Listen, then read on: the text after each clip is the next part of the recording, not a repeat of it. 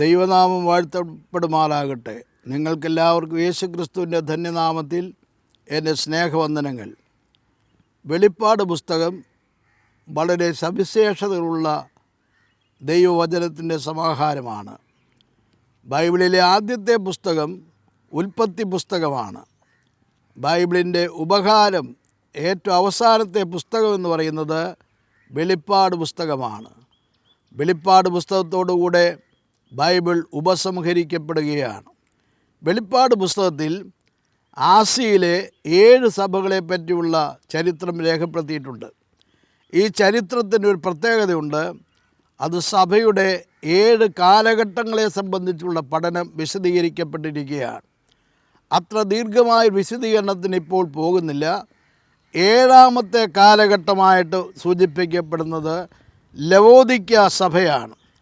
3-ാം അധ്യായത്തിൻ്റെ 14 മുതലുള്ളതായ വേദഭാഗത്താണ് ഈ ലവോദിക്ക സഭയെക്കുറിച്ചുള്ള പ്രത്യേകതകൾ പറയുന്നത്.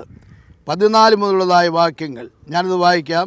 ലവോദിക്കയിലെ സഭയുടെ ദൂതൻ എഴുതുന്നത്: വിശ്വസ്തനും സത്യവാനുമായ സാക്ഷിയായി ദൈവ സൃഷ്ടിയുടെ ആരംഭമായ ആമേൻ എന്നുള്ളവൻ അരുളി ചെയ്യുന്നു.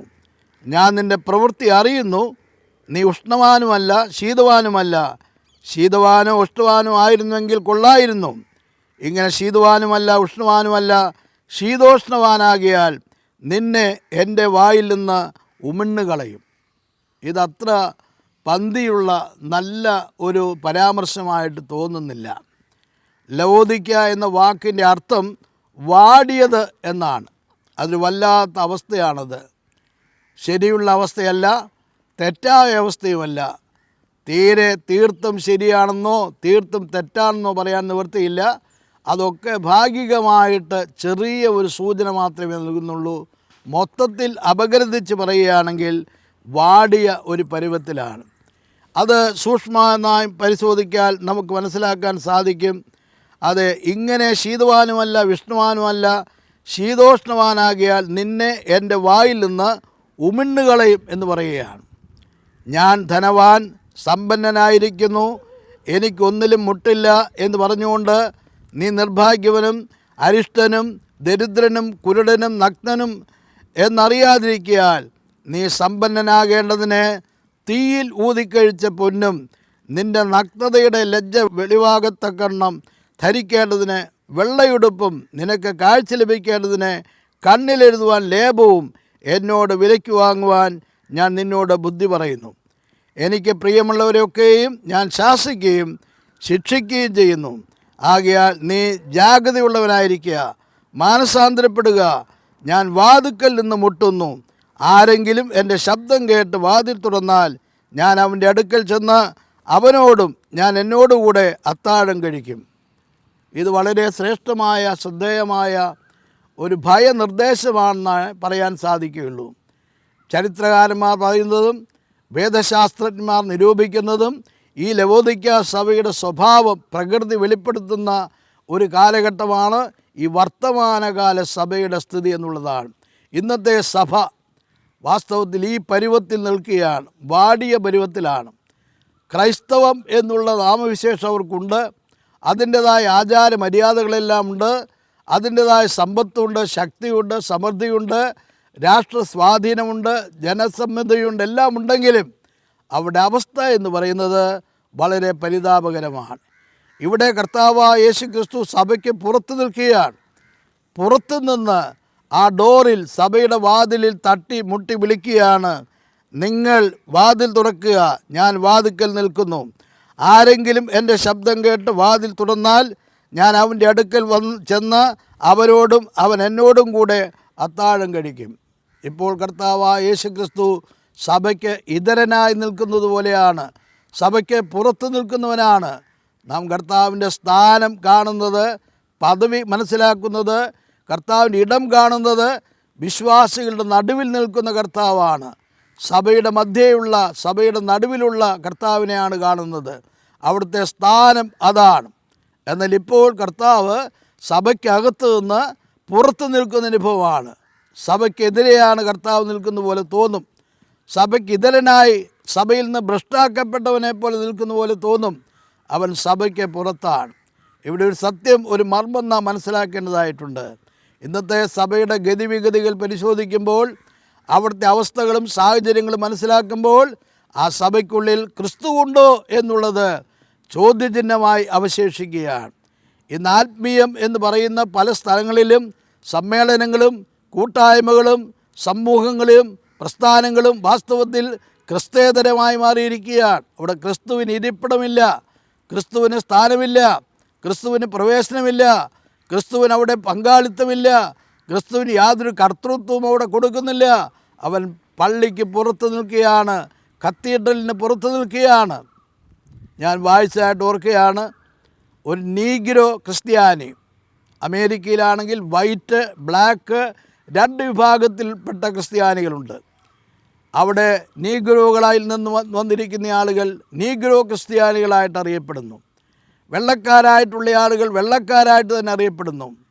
അവർക്ക് പ്രത്യേകം പള്ളികളാണ്. അത് അമേരിക്കയിൽ മാത്രമല്ല, ലോകത്തിൻ്റെ പല ഭാഗങ്ങളിലും ആ സിസ്റ്റമുണ്ട്. അത് തെറ്റാണ്, അത് ക്രൈസ്തവമല്ല. എല്ലാവർക്കും ഒന്നിച്ച് കൂടുവാൻ, ആരാധിക്കുവാനും ഒരു പള്ളി മാത്രമേ ആവശ്യമുള്ളൂ. ഈ വിഭജനം വർഗീയമാണ്, ജാതീയമാണ്, അതൊരിക്കലും അനുവദനീയമല്ല, അത് പാടില്ല. അങ്ങനെ ഒരു നീഗ്രോക്കാരൻ ഒരു പള്ളിയിൽ ആരാധനയ്ക്കായിട്ട് ചെന്നു. അവിടെ ചെന്നപ്പോൾ ആ വാതിൽക്കൽ നിൽക്കുന്ന വോളണ്ടിയർ ആ നീഗ്രോയോട് പറഞ്ഞു, നിനക്ക് ഇവിടെ പ്രവേശനമില്ല, നിനക്ക് പോകാൻ വേറൊരു പള്ളിയിനപ്പുറത്തുണ്ട്, നീ അവിടെ പോകണം എന്ന് പറഞ്ഞു. അവരൊന്നും മനസ്സിലാകുന്നില്ല. അങ്ങോട്ട് പ്രവേശനമില്ല എന്ന് കേട്ടപ്പോൾ അവൻ ആ പള്ളിയിലേക്ക് കയറാതെ അവൻ തിരിച്ചു പോയി.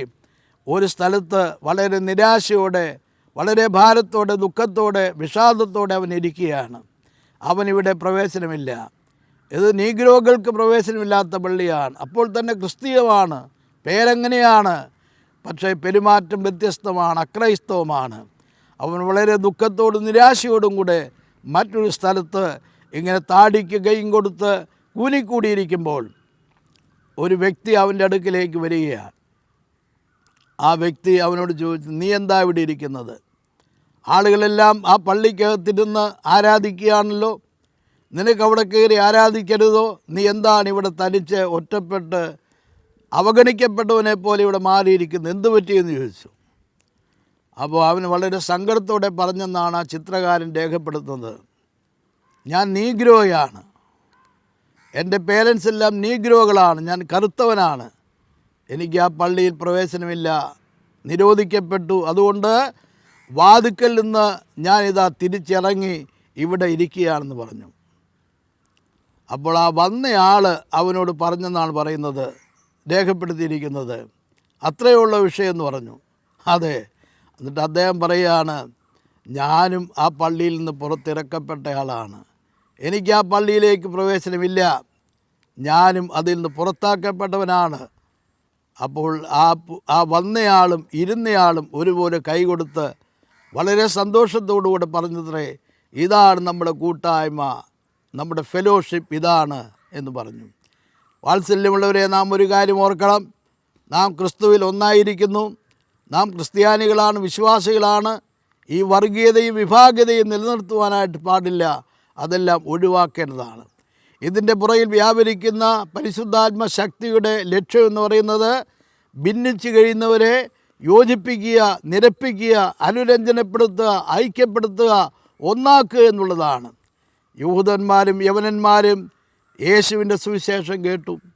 യഹൂദന്മാർക്കും യവനന്മാർക്കും സ്വാഭാവികമായി പരസ്പരം ബഹുമാനമില്ല, സ്നേഹമില്ല, സമ്പർക്കമില്ല, അടുപ്പമില്ല, ഒരു നിരയിലും അവർക്ക് അടുത്തു പോകാൻ നിവൃത്തിയില്ല.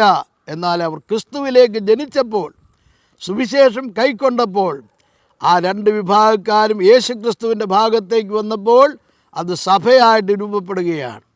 യേശു ക്രിസ്തുവിൻ്റെ സഭയിൽ ഭിന്നതയില്ല, അനൈക്യമില്ല, വിഭാഗീയതയില്ല, വർഗീയതയില്ല, ചേരുതിരിവിടില്ല. അവിടെ ക്രിസ്തുവിൽ ഒന്നാണ്. യോജിപ്പിക്കുന്ന ആത്മാവാണ് പരിശുദ്ധാത്മാവ്. അത് കലഹിപ്പിക്കുന്നതല്ല, ഭിന്നിപ്പിക്കുന്നതല്ല, അകറ്റി നിർത്തുന്നതല്ല, യോജിപ്പിക്കുന്നത്, ഐക്യപ്പെടുത്തുന്നത്, അനുരഞ്ജനപ്പെടുത്തുന്നത്, സഹകരിപ്പിക്കുന്നത്, ഒരു കൂട്ടായ്മയുടെ മാധുര്യമുള്ള അനുഭവം പങ്കുവയ്ക്കുന്നത്, അതാണ് പരിശുദ്ധാരൂപിയുടെ ഇടപെടലുകൊണ്ട് സാധിക്കേണ്ടത്. ഇന്ന് സമൂഹത്തിൽ സഭ ശക്തമാണ്, കാഴ്ചക്കാർക്ക് കണ്ടുനിന്ന് അത്ഭുതം കൊള്ളാൻ സാധിക്കുന്ന പ്രൗഢമായ ഗംഭീരമായ പ്രതാപമുള്ള അനുഭവങ്ങളുണ്ട്. പക്ഷേ അതിനുള്ളിൽ എന്താണ് നടക്കുന്നത്? ക്രിസ്തുവില്ലാത്ത അനുഭവമാണ്. നമ്മുടെ ആഘോഷങ്ങൾ തകൃതിയായി നടക്കുന്നു, നമ്മുടെ പെരുന്നാളുകൾ തകൃതിയായി നടക്കുന്നു, അത് ശക്തി പ്രകടനമായി നടക്കുന്നു, നടുങ്ങിപ്പോകുന്ന അനുഭവമുണ്ട്. എല്ലാം ശരിയാണ്, എല്ലാ സംവിധാനങ്ങളും നമുക്കുണ്ട്, എല്ലാ സന്നാഹങ്ങളും നമുക്കുണ്ട്, എല്ലാ പെരുമ്പറകളും നമുക്കുണ്ട്, മുഴക്കങ്ങൾ നമുക്കുണ്ട്, എല്ലാം നമുക്കുണ്ട്. അവിടെ ക്രിസ്തു മാത്രം ഇല്ല. ക്രിസ്തു മാത്രമില്ല. ക്രിസ്തുവിന് പ്രവേശനമില്ല, ക്രിസ്തുവിന് ഇരിപ്പിടമില്ല. 2-3 പേർ എൻ്റെ നാമത്തിൽ കൂടി വരുന്നിടത്തൊക്കെയും ഞാനുണ്ട് എന്നാണ് കർത്താവായ യേശു ക്രിസ്തുവിൻ്റെ വാഗ്ദത്തം. അവിടുത്തെ സാന്നിധ്യം അതാണ്, അവിടുത്തെ അസ്തിത്വം അതാണ്. അത് വിശ്വസിക്കുന്നവർക്കത് ബോധ്യപ്പെടും. യേശുവിൻ്റെ ആ സാന്നിധ്യം ബോധ്യപ്പെടും. യേശുവിൻ്റെ സാന്നിധ്യം അനുഭവിക്കാൻ സാധിക്കും. ആ ഊഷ്മളത, ആ സന്തോഷം, ആ സമാധാനം, ഏറ്റവും മനോഹരമായ പരിശുദ്ധി, അതെല്ലാം അവർക്ക് അനുഭവിക്കുവാൻ, ആസ്വദിക്കുവാനായിട്ട് സാധിക്കും. ഒരുമ അവർക്ക് എൻജോയ് ചെയ്യുവാനായിട്ട് സാധിക്കും. ഐക്യം അവർക്ക് ഒരുപോലെ അനുഭവിക്കാൻ സാധിക്കും, ആസ്വദിക്കുവാൻ സാധിക്കും. അവരൊരു നിരയായി പോവുകയാണ്, ഒരു സ്നേഹ സമൂഹമായിട്ട് മാറുകയാണ്, ഒരു സ്നേഹ സാമ്രാജ്യമായിട്ട് മാറുകയാണ്. അത് പരിശുദ്ധാത്മാവിൻ്റെ ഇടപെടൽ കൊണ്ട് സംഭവിക്കേണ്ടതാണ്. പരിശുദ്ധാത്മാവുമായി ബന്ധപ്പെട്ട് സകല കാര്യങ്ങളിലും ഈ ഐക്യത ഇല്ല എങ്കിൽ, ഈ യോജിപ്പില്ല എങ്കിൽ, ഭിന്നതയില്ലാത്ത അനുഭവം ഉണ്ടെങ്കിൽ, നാം ഒരു കാര്യം തീർച്ചയായും മനസ്സിലാക്കണം: പരിശുദ്ധാത്മാവിൻ്റെ ഇടപെടലുള്ളിടത്ത് ഐക്യതയുണ്ട്, സംഘർഷമില്ല, സമാധാനമുണ്ട്, ആശ്വാസമുണ്ട്, പോർവിളികളില്ല, പടക്കോപ്പുകളില്ല. അവിടെ ഭിന്നതയില്ല, അവിടെ ശാന്തതയുണ്ട്, സ്വസ്ഥതയുണ്ട്, ഐക്യമുണ്ട്, സമാധാനമുണ്ട്. എന്തൊക്കെ ഉണ്ടെന്ന് പറഞ്ഞാലും അവിടെ ഭിന്നത നിലനിൽക്കുന്നുണ്ടെങ്കിൽ, ഇടർച്ചകൾ നിലനിൽക്കുന്നുണ്ടെങ്കിൽ, അന്യോന്യം ഭീഷണിപ്പെടുത്തിയ അനുഭവം ഉണ്ടെങ്കിൽ, അന്യോന്യം പോരിൽ വിളിക്കുന്ന അനുഭവം ഉണ്ടെങ്കിൽ, അന്യോന്യം വിയോജിപ്പുകളുണ്ടെങ്കിൽ, വർഗീയമായ ചേരിതിരിവുകളുണ്ടെങ്കിൽ, പരിശുദ്ധാത്മാവിൻ്റെ ഇടപെടലുണ്ടോ എന്ന് നാം സംശയിക്കേണ്ടത് ആവശ്യമായിരിക്കുന്നു. പരിശുദ്ധാത്മാവ് എവിടെയുണ്ടോ അവിടെ ഐക്യമുണ്ട്. നമുക്കറിയാം, ആദിമസഭയിൽ അപ്പസ്തോലന്മാർ ചെയ്ത ആദ്യത്തെ നയപ്രഖ്യാപന പ്രസംഗം അപ്പസ്തോലനായ പത്രോസ് തുടങ്ങിയെന്ന് വേണമെങ്കിൽ പറയാം. പക്ഷേ ആ 11 പേരും 12 പേരും ഒരേ മനസ്സാക്ഷിയിൽ, ഒരേ ഐക്യബോധത്തോടെ, ഒരേ വർഗബോധത്തോടെ, ഒരുമയോടെയാണ് കർത്താവായ യേശു ക്രിസ്തുവിൻ്റെ സന്ദേശം, സഭയുടെ നയപ്രഖ്യാപന പ്രസംഗം നടത്തിയത്. ഭിന്നത എവിടെയില്ല, ഐക്യമാണ് അവിടെയുള്ളത്. ഈ അരൂപിയാണ് പരിശുദ്ധാത്മാവിൻ്റെ അരൂപി. പരിശുദ്ധാത്മാവിനാൽ മാത്രമേ ഈ ഭിന്നതയില്ലായ്മ, ഐക്യബോധം, വർഗബോധം, സ്നേഹബോധം, ആ കൂട്ടായ്മ ബന്ധം അത് പ്രായോഗികമാക്കുവാൻ സാധിക്കൂ. നമുക്കറിയാം, കലഹങ്ങളും കലാപങ്ങളും സംഘട്ടനങ്ങളും നിറഞ്ഞിരിക്കുന്ന ഈ രാഷ്ട്രത്തിൽ, സമൂഹത്തിൽ, ലോകത്തിൽ ഐക്യത്തിൻ്റെ പേര് പറയുമ്പോൾ അവിടെ നാം വെളിപ്പെടുത്തി കാണുന്നത് പരിശുദ്ധാത്മാവിൻ്റെ ഇടപെടലാണ്. സ്നേഹത്തിൻ്റെ കാര്യങ്ങൾ സംസാരിക്കുമ്പോൾ അവിടെ വ്യക്തമാകുന്നത് പരിശുദ്ധാത്മാവിൻ്റെ സമീപനമാണ്. എന്തെല്ലാം കലാപങ്ങളും സംഘട്ടനങ്ങളും മാറി ശാന്തതയുണ്ടാകുമോ, സമാധാനമുണ്ടാകുമോ, യുദ്ധങ്ങൾ അവസാനിച്ച് സമാധാനം കൈവരിക്കുവാൻ കഴിയുമോ, അവിടെ വാസ്തവത്തിൽ പരാമർശിക്കപ്പെടുന്നത് പരിശുദ്ധാത്മാവിൻ്റെ ഇടപെടലാണ്. നമുക്ക് നമ്മെപ്പറ്റിയോ, നമ്മുടെ സമൂഹത്തെപ്പറ്റിയോ, നമ്മുടെ സഭാവിഭാഗത്തെപ്പറ്റിയോ അഭിമാനപൂർവ്വം പറയുവാനായിട്ട് ഒരുപാട് ഗുണങ്ങളുണ്ടാകാം, ഒരുപാട് നേട്ടങ്ങളുണ്ടാകാം, ഒരുപാട് നല്ല വിവരങ്ങളുണ്ടാകാം. അവിടെ കലാപമാണെങ്കിലോ, ഐക്യമില്ലാത്ത അനുഭവമാണെങ്കിലോ, സംഘട്ടനമാണെങ്കിലോ, ബഹളങ്ങളാണെങ്കിലോ, പ്രശ്നങ്ങളാണെങ്കിലോ, തർക്കങ്ങളാണെങ്കിലോ, അവിടെ പരിശുദ്ധാത്മാവുണ്ട് എന്ന് പറഞ്ഞാൽ ആര് സമ്മതിച്ചു തരും? അവിടെ കർത്താവായ യേശു ക്രിസ്തു ഉണ്ട് എന്ന് പറഞ്ഞാൽ ആര് വകവെച്ചു തരും? അവിടെ ദൈവത്തിൻ്റെ വചനം പ്രവർത്തിക്കുന്നു എന്ന് പറഞ്ഞാൽ ആര് അംഗീകരിച്ചു തരും? അത് ദേശത്ത് സാക്ഷ്യമില്ലാത്തൊരനുഭവമായിട്ട് മാറും. അത് യേശു ക്രിസ്തുവിന് വിരുദ്ധമായ സാക്ഷ്യമായിട്ട് മാറും, ഒരു എതിർ സാക്ഷ്യമായിട്ട് മാറും. അതുകൊണ്ട് ഈ വർത്തമാന കാലഘട്ടത്തിലെ സഭ, ലവോദിക്ക സഭയ്ക്കുണ്ടായ ആ വൈഷമ്യങ്ങൾ ഒഴിവാക്കിയിട്ട്, ആ തടസ്സങ്ങൾ മാറ്റിയിട്ട്, അത് അവഗണിച്ചിട്ട് യഥാർത്ഥത്തിൽ സത്യസഭയായി നിലകൊള്ളുവാനുള്ള ആ ധൈര്യം കാണിക്കണം, ആ കുലീനത്വം കാണിക്കണം, ആ വിശുദ്ധ സഭയായി മാറണം, അനുഗ്രഹിക്കേണ്ട അവസ്ഥയിലേക്ക് മാറണം. അധ്യായത്തിൻ്റെ അവസാനത്ത് നാം ഓർക്കാൻ സാധിക്കുന്നത് യേശു ക്രിസ്തു വാതിക്കൽ നിന്ന് മുട്ടുകയാണ്. ഇന്ന് കർത്താവിനെ കൂടാതെ എങ്ങനെ സഭയ്ക്ക് മുൻപോട്ട് പോകാൻ സാധിക്കും? സഭയ്ക്ക് കോടിക്കണക്കിന് ഡോളർ ആസ്തി ഉണ്ടാകാം, സഭയിൽ കെട്ടുപാടുകൾ ധാരാളം ഉണ്ടാകാം, സഭയിൽ അനുകൂലമായ സാഹചര്യങ്ങൾ ധാരാളം ഉണ്ടാകാം, എല്ലാം കളറായി നടക്കുന്നുണ്ടാകാം, ഭയങ്കര വെടിക്കെട്ടുണ്ടാകാം, എല്ലാ പ്രശസ്തിയും ഉണ്ടാകാം. പക്ഷേ ക്രിസ്തുവിനെ കൂടാതെ എങ്ങനെ സഭയ്ക്ക് മുൻപോട്ട് പോകുവാനായിട്ട് സാധിക്കും? ക്രിസ്തു വാതിക്കൽ നിന്ന് മുട്ടുകയാണ്. സ്വർലോകത്തിൻ്റെ സ്ഥാപകൻ, നിയന്താവ്, എല്ലാത്തിൻ്റെ മേലും അധികാരമുള്ളവൻ, എനിക്കും നിങ്ങൾക്കും വേണ്ടി കാൽവരിയിൽ ക്രൂശിക്കപ്പെട്ട് രക്തം ചൊരിഞ്ഞ് നമ്മെ വീണ്ടെടുത്തവൻ, നമുക്ക് പേരും പ്രശസ്തിയും നൽകുവൻ, ആ കർത്താവായ യേശു ക്രിസ്തു ഇന്ന് സഭയ്ക്ക് പുറത്തുനിന്ന് വാതിക്കൽ മുട്ടുകയാണ്. ആരെങ്കിലും വാതിൽ തുറന്നു തന്നാൽ ഞാൻ അകത്ത് വരും എന്ന് പറയുകയാണ്. എത്ര ശോചനീയമായ, ദയനീയമായൊരു കാഴ്ചയാണിത്. ഇതിന് വ്യത്യാസം വരണ്ടേ? ഇതിന് മാറ്റം സംഭവിക്കണ്ടേ? നിർബന്ധമായും ഈ അവസ്ഥയ്ക്ക് വ്യത്യാസം വരണം. ആ വാതിൽ തുറന്നു കൊടുക്കുക, നമ്മുടെ ഹൃദയത്തിൻ്റെ കവാടങ്ങൾ തുറന്നു കൊടുക്കുക. നമുക്ക് വാസ്തവത്തിൽ കർത്താവിന് ഉള്ളിലേക്ക് സ്വീകരിക്കുവാൻ തക്കവണ്ണം ആ സ്വഭാവത്തിൽ വ്യത്യാസം വരുത്തുക, ജീവിതശൈലിയിൽ വ്യത്യാസം വരുത്തുക, മാറ്റം വരുത്തുക. അവൻ പ്രവേശിക്കട്ടെ, നമ്മുടെ ഹൃദയത്തിലേക്ക് പ്രവേശിക്കട്ടെ, നമ്മുടെ വ്യക്തിത്വത്തിൽ പ്രവേശിക്കട്ടെ. നമുക്ക് നഷ്ടപ്പെട്ടതായ ആ സാക്ഷ്യം വീണ്ടെടുക്കാം, നമുക്ക് കൈമോശം വന്നതായ ആ സാക്ഷ്യം തിരിച്ചെടുക്കാം. നാം കുറേ കൂടെ കർത്താവിനോട് ചേർന്ന് പോകാം, പരിശുദ്ധാത്മാവിനോട് വിധേയപ്പെടുത്താം, പരിശുദ്ധാത്മാവിനോട് വിധേയപ്പെട്ടു പോകാം. നമുക്ക് ലഭിച്ചിരിക്കുന്നതായ സഭയുടെ അടിസ്ഥാന വ്യവസ്ഥയും നിയമങ്ങളും അതിൻ്റെ അനുകൂലമായ സാഹചര്യങ്ങളെല്ലാം ആസ്വദിക്കാം, അതിന് പൂർണ്ണമായും കീഴ്പ്പെടാം. സഭയായിട്ട് തന്നെ മുൻപോട്ട് പോകുവാനായിട്ട് ശ്രമിക്കണം. ഇന്ന് നമുക്ക് ചുറ്റുപാടുമുള്ള ആളുകൾ, വിമർശകന്മാർ, ആക്ഷേപിക്കുന്നവർ, പരിഹസിക്കുന്നവർ ഒരു സത്യസഭ വെളിപ്പെടണമെന്ന് ആത്മാർത്ഥമായിട്ട് ആഗ്രഹിക്കുന്നവരാണ്.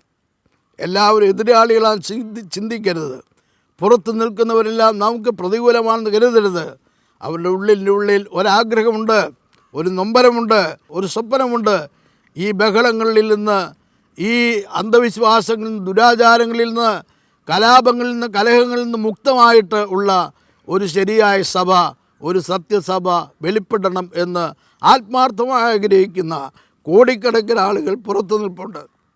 ആ നീഗ്രോയുടെ കഥ പറഞ്ഞതുപോലെ അവൻ്റെ അടുക്കൽ യേശു വന്ന് അവനോട് പറയുകയാണ്, നീ ഇപ്പോഴാണല്ലോ സഭയ്ക്ക് പുറത്താക്കപ്പെട്ടത്, ഞാൻ നേരത്തെ സഭയ്ക്ക് പുറത്താക്കപ്പെട്ടിരുന്നു എന്ന് പറയുന്നത് പോലെ ഇന്ന് പള്ളികളിൽ നിന്ന് ആളുകൾ ഒഴിഞ്ഞു പോകുന്നുണ്ടെങ്കിൽ, ബ്രഹ്മാണ്ഡങ്ങളായ ദേവാലയങ്ങളിൽ നിന്ന് ആളുകൾ ഒഴിഞ്ഞു പോകുന്നുണ്ടെങ്കിൽ, അവിടെ ആരാധനയ്ക്ക് ആളുകൾ ഇല്ലാത്ത അവസ്ഥയുണ്ടെങ്കിൽ, വിശ്വാസികൾക്ക് അത് മടുപ്പുണ്ടെങ്കിൽ, അത് നിങ്ങളൊരു കാര്യം ഓർക്കണം, ഈ കൊഴിഞ്ഞുപോയ ആളുകളെല്ലാം ദൂരെ മാറി യേശു ക്രിസ്തുവിൻ്റെ ചുറ്റും അവർ നിൽക്കുകയാണ്. ഒരു വലിയ സമൂഹം. ഞാൻ എൻ്റെ വാക്കുകൾ അവസാനിപ്പിക്കുന്നു. യേശു ക്രിസ്തുവിൻ്റെ ആഹ്വാനം, അവൻ മുട്ടി വിളിക്കുകയാണ്, കൈകൊണ്ട് ഡോറിൽ മുട്ടി, വാതിക്കൽ നിന്ന് മുട്ടി വിളിക്കുകയാണ്. ഈ വാതിൽ നാം തുറന്നു കൊടുക്കണം. കർത്താവിന് ധിക്കാരപരമായി, ബലാത്കാരമായി, രണ്ടും കൽപ്പിച്ച് എന്തെങ്കിലും പ്രശ്നങ്ങളുണ്ടാക്കി കയറിക്കൂടാനുള്ള അധികാരമുണ്ട്, അവകാശമുണ്ട്. പക്ഷെ അവിടുന്ന് അത് ചെയ്യുകയില്ല. അവിടുന്ന് സൗമ്യതയുടെയും എളിമയുടെയും ഒരു ദാസൻ എന്നുള്ള കാഴ്ചപ്പാടുള്ളവനാണ്, നിറവേറ്റുന്നവനാണ്. നമ്മുടെ അനുവാദം കൂടാതെ അവൻ അതിക്രമിച്ച് നമ്മുടെ ജീവിതത്തിലേക്ക് പ്രവേശിക്കുകയില്ല, നമ്മുടെ ദേവാലയത്തിലേക്ക് കടന്നു വരികയില്ല, നമ്മുടെ ആസ്ഥാനങ്ങളിലേക്ക് കടന്നു വരികയില്ല, നമ്മുടെ സ്ഥാപനങ്ങളിലേക്ക് കടന്നു വരികയില്ല. അവൻ കൊട്ടി വിളിക്കുകയാണ്, മുട്ടി വിളിക്കുകയാണ്, വാതിക്കൽ നിന്ന് മുട്ടി വിളിക്കുകയാണ്, തുറന്നു തരൂ എന്ന് പറയുകയാണ്. ഒരു അഭ്യർത്ഥനയാണത്. ആ അഭ്യർത്ഥനയെ നാം ചെവിക്കൊള്ളണം. അല്ല എങ്കിൽ അതിൻ്റെതായ വൈഷമ്യങ്ങൾ നമുക്കുണ്ടാകും. പ്രകൃതി നമുക്ക് മാപ്പ് തരികയില്ല, ഈ സമൂഹം മാപ്പ് തരികയില്ല, ഈ രാഷ്ട്രം മാപ്പ് തരികയില്ല. യേശുവിനെ പ്രതി ആഗ്രഹിക്കുന്ന സമൂഹമുണ്ട് ഇവിടെ. യേശുവിനെ പോലെ ആയിത്തീരണമെന്ന് ആഗ്രഹിക്കുന്ന സമൂഹമുണ്ട്. അവർ നമുക്ക് മാപ്പ് തരികയില്ല. അവർ നമ്മോട് ചോദിക്കും, വിളിച്ചു നിർത്തി ചോദിക്കും. നമ്മുടെ സാക്ഷ്യത്തിന് നാം ഉത്തരം പറയുവാൻ ബാധ്യസ്ഥരാണ്. അതുകൊണ്ട് ഒരു വ്യത്യാസം വരുത്താൻ, ജീവിതത്തിൽ വ്യത്യാസം വരുത്തുവാൻ ശ്രമിക്കണം. അതേ തിരുവചനത്തിൽ അപ്പോസ്തല പ്രവർത്തികളിൽ പറഞ്ഞൊരു വാക്കുണ്ട്, ഹാഗിയോസ് എന്ന വാക്ക്. ആ വാക്ക് ഞാൻ കൂടെ ആവർത്തിച്ച് പറയും. വ്യത്യസ്തരാകുവിൻ, വക്രതയും കോട്ടവുമുള്ള തലമുറയിൽ വ്യത്യസ്തരാകുവിൻ എന്ന് പറയുകയാണ്. അതാണ് ഹാഗിയോസ്. വ്യത്യസ്തമായ ജീവിതം, ജീവിതശൈലി, ജീവിത ലക്ഷ്യം, ഇടപെടൽ, സംസാരം, സമഗ്രമായ പരിവർത്തനമുണ്ടാകണം. അതുണ്ടായി എന്ന് പറഞ്ഞാൽ പോരാ, അതുണ്ടാകണം, അത് പ്രായോഗികമായി ഉണ്ടാകണം. അത് വെളിപ്പെടുവാനായിട്ട് നാം ശ്രമിക്കണം. നമ്മെ പ്രതീക്ഷിക്കുന്ന ആളുകൾ, ക്രിസ്ത്യാനി എന്ന് പറയുമ്പോൾ നമ്മെ പ്രതീക്ഷിക്കുന്ന ആളുകൾ ഇതെല്ലാം നമ്മിൽ നിന്ന് പ്രതീക്ഷിക്കുന്നുണ്ട്. ഇതെല്ലാം ആത്മീയ മൂല്യങ്ങളാണ്. ഈ മൂല്യങ്ങൾ പ്രതീക്ഷിക്കുന്ന സമൂഹത്തിൽ ക്രിസ്തീയ മൂല്യങ്ങൾ നേരെ ചൊവ്വേ കൃത്യമായി ജീവിതത്തിൽ പ്രായോഗികമാക്കിയിട്ട് ക്രിസ്തു എന്ന ഒരാൾ രൂപത്തെ വെളിപ്പെടുത്തുവാൻ നമുക്ക് സാധിക്കണം. പൗലോസിൻ്റെ വാക്കുകൾ ഞാൻ പിന്നെയും ഓർക്കുകയാണ്. പൗലോസ് പറയുന്നത്, നാം ക്രിസ്തുവിന് പകരം സ്ഥാനാപതികളാണ്. എന്നെ കേൾക്കുന്ന നിങ്ങൾ ലോകത്തിൻ്റെ പല രാഷ്ട്രങ്ങളിലായിരിക്കാം, എന്നാൽ അവിടെ നിങ്ങൾ ക്രിസ്തുവിന് പകരം സ്ഥാനാപതികളായിട്ട് മാറിയിരിക്കുകയാണ്, സ്ഥാനപതിയായി മാറിയിരിക്കുകയാണ്. അത് നിങ്ങൾക്ക് ലഭിച്ച നിയമനമാണ്, നിങ്ങൾക്ക് ലഭിച്ച അഭിഷേകമാണ്. നമ്മെ ആക്കിയിരിക്കുന്ന സ്ഥാനത്ത് ദൈവം നമുക്ക് നൽകിയിരിക്കുന്ന അഭിഷേകം ക്രിസ്തുവിന് പകരക്കാരനായി നിലകൊള്ളണം എന്നാണ്. നമ്മുടെ ഇടപെടലിലൂടെ, നമ്മുടെ സംസാരത്തിലൂടെ, മൂല്യബോധത്തോടെ, മൂല്യങ്ങൾ സംരക്ഷിക്കുന്നതിലൂടെ, അത് സമൂഹത്തിൽ വെളിപ്പെടുത്തുന്നതിലൂടെ, അയൽക്കാരോട് പകരുന്നതോടെ, സഹവിശ്വാസികളോടും സഹപ്രവർത്തകരോടും പകർന്നു കൊടുക്കുന്ന പോലെ അതിലൂടെ ആ സാക്ഷാൽ കർത്താവായ യേശുക്രിസ്തുവിനെ ഈ നൂറ്റാണ്ടിൽ പ്രതിനിധീകരിക്കുവാനുള്ളതായ മഹാഭാഗ്യം നമുക്ക് കൈവന്നിരിക്കുകയാണ്. ആ ദൈവസ്നേഹത്തിൻ്റെ വിളംബരം ഘോഷിക്കാൻ ശ്രമിക്കണം. അത് രംഗനാഥാനന്ദ സ്വാമി ഓർപ്പിച്ച പോലെ കോടിക്കണക്കിന് ആളുകളുടെ ഹൃദയങ്ങളിൽ ഒരു സ്നേഹ സാമ്രാജ്യം പണിതുകൊണ്ടിരിക്കുകയാണ്. ആ സ്നേഹ സാമ്രാജ്യം പണിയുന്നത് കർത്താവായ യേശു ക്രിസ്തുവാണ്, ക്രിസ്തു ദേവനാണ്. സീസർമാർ ഭരിച്ച രാജ്യത്ത്, ചക്രവർത്തിമാർ ഭരിച്ച രാജ്യത്ത്, സാർ ചക്രവർത്തിമാർ ഭരിച്ച രാജ്യത്ത്, രാജാക്കന്മാർ ഭരിച്ച രാജ്യത്ത് ആ സിംഹാസനങ്ങളെല്ലാം പോയി തകർന്ന് തരിപ്പണമായി. ഇന്നും കോടിക്കണക്കിന് ആളുകളുടെ ഹൃദയങ്ങളിൽ ഒരു സാമ്രാജ്യം, രംഗനാഥാനന്ദ സ്വാമി പറയുന്നത് സ്നേഹ സാമ്രാജ്യമാണ്, ക്രിസ്തു ഭഗവാന്റെ സ്നേഹ സാമ്രാജ്യമാണ്. അത് പണിതുകൊണ്ടിരിക്കുകയാണ്. നമുക്കറിയാം, ആഗോള വ്യാപകമായി ആ സ്നേഹ സാമ്രാജ്യത്തിൻ്റെ വേർ ഉറച്ചു കഴിഞ്ഞിരിക്കുകയാണ്. അത് പ്രബലപ്പെട്ടുകൊണ്ടിരിക്കുകയാണ്, അത് ശക്തിയാർജിച്ചുകൊണ്ടിരിക്കുകയാണ്. ധാരാളം ആളുകൾ ആ സ്നേഹ സാമ്രാജ്യത്തിലേക്ക് നടന്നുകൊണ്ടിരിക്കുന്ന കാഴ്ച കാണുവാൻ സാധിക്കും. ഈ തെസ്സലോനിക്കയിലെ വിശ്വാസികളുടെ പ്രത്യാശ എന്ന് പറയുന്നത് കർത്താവായ യേശു ക്രിസ്തുവിലുള്ള പ്രത്യാശയാണ്. എന്താണ് അവരുടെ പ്രത്യാശ? അവരെ രക്ഷിച്ച് വീണ്ടെടുത്ത് ദൈവദാസീദാസന്മാരാക്കി ദൈവജനമാക്കി ആ വിശുദ്ധിയിൽ അവർ നിലനിർത്തിക്കൊണ്ടിരിക്കുന്ന ആ സ്നേഹനാഥൻ കർത്താവായ യേശു ക്രിസ്തു ഇതാ വീണ്ടും വരും എന്നുള്ള ആ ശുഭകരമായ പ്രതീക്ഷാനിർഭരമായ ഒരു പ്രത്യാശജനകമായ വിശ്വാസമാണ് അവർക്കുള്ളത്. ഇവിടെ വന്നു പോയ തിരിച്ചു പോയ ആളുകളൊന്നും ഇനി മടങ്ങി വരും, ആ പ്രത്യാശ ലോകത്തിൽ ആർക്കുമില്ല.